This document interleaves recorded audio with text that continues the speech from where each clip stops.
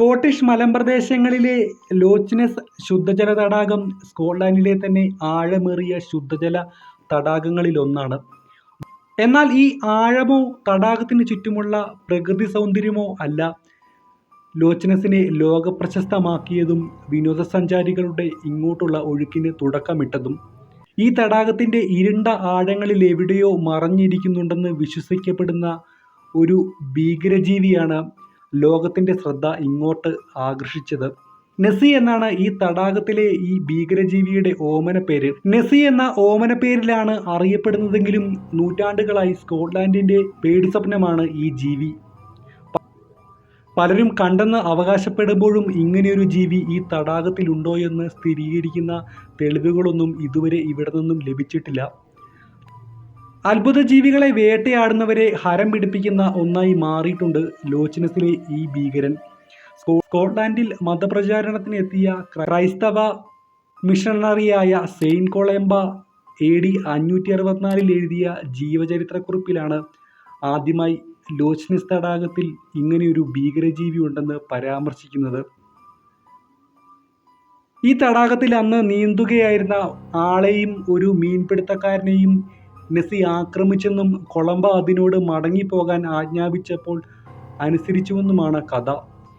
എന്നാൽ ഈ ഭീകരജീവി കാണാൻ എങ്ങനെയാണുള്ളതെന്ന വിവരണങ്ങളധികവും സ്കോട്ടിഷ് നാടോടിക്കഥകളെ പിൻപറ്റിയായിരുന്നുവെന്ന് മാത്രം.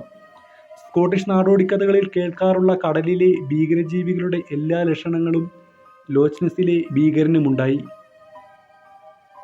എന്നാൽ നെസ്സി പ്രശസ്തിയിലേക്ക് വളരുന്നത് 1933ഓടെയാണ്.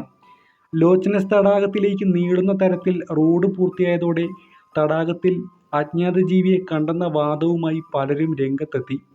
AD 564 മുതൽ ഇതുവരെ ആകെ 1148 തവണ നെസ്സിയെ പലരായി കണ്ടെന്ന് പറയുമ്പോഴും ഇപ്പോഴും ഈ തടാകത്തിൽ ഇങ്ങനെയൊരു ജീവിയുണ്ടോയെന്ന് പോലും ഉറപ്പിക്കാൻ കഴിഞ്ഞിട്ടില്ല.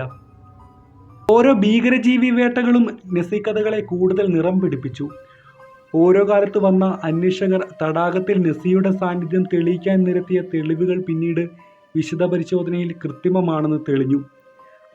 അതിൽ ഏറ്റവും പ്രശസ്തമാണ് ഇന്നും നെസ്സിയുടേതെന്ന തരത്തിൽ പ്രചരിക്കുന്ന ഇംഗ്ലണ്ടിൽ നിന്നുള്ള ചികിത്സകനായ റോബർട്ട് കെന്നത്ത് വിൽസൺ എടുത്ത സർജൻസ് ഫോട്ടോഗ്രാഫ്.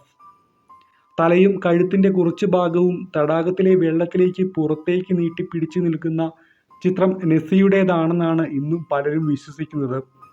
പക്ഷേ അപ്പോഴേക്കും ലോച്ച് നെസ്സിലെ ഭീകരജീവിയെ അന്വേഷിച്ച് ലോകത്തിൻ്റെ വിവിധ ഭാഗങ്ങളിൽ നിന്ന് ആളുകൾ എത്തിത്തുടങ്ങിയിരുന്നു. ഇന്ന് സ്കോട്ട്ലൻഡിലെ വിനോദസഞ്ചാര ആകർഷണ കേന്ദ്രങ്ങളിൽ പ്രധാനപ്പെട്ട ഒന്നായി ലോച്ച് നെസ്സിനെ വളർത്തിയത് അവിടെ ഒളിച്ചിരിപ്പുണ്ടെന്ന് പറയപ്പെടുന്ന ഈ ഭീകരജീവിയാണ്. എന്നാൽ ശാസ്ത്രീയമായ അടിത്തറയില്ലാത്ത ഈ അത്ഭുത ജീവിക്ക് വേണ്ടിയുള്ള ഇപ്പോഴത്തെ തിരച്ചിൽ വിനോദസഞ്ചാരം കൂട്ടാൻ വേണ്ടി മാത്രമാണെന്നാണ് ഇപ്പോഴുള്ള ആരോപണം. എന്താണ് ഈ വിഷയത്തെക്കുറിച്ചുള്ള നിങ്ങളുടെ അഭിപ്രായം? ഒരു കമൻറ്റായി രേഖപ്പെടുത്തുമല്ലോ. ഈ വീഡിയോ ഇഷ്ടമായെങ്കിൽ തീർച്ചയായും ലൈക്ക് ചെയ്യുമല്ലോ. ഇത്തരം വീഡിയോസ് നിങ്ങളുടെ മൊബൈലിൽ നോട്ടിഫിക്കേഷൻ ലഭിക്കാൻ ഈ ചാനൽ സബ്സ്ക്രൈബ് ചെയ്യുമല്ലോ. അടുത്ത തവണ മറ്റൊരു കണ്ടന്റുമായി അടുത്ത വീഡിയോ കാണുന്നവരെ ഗുഡ് ബൈ.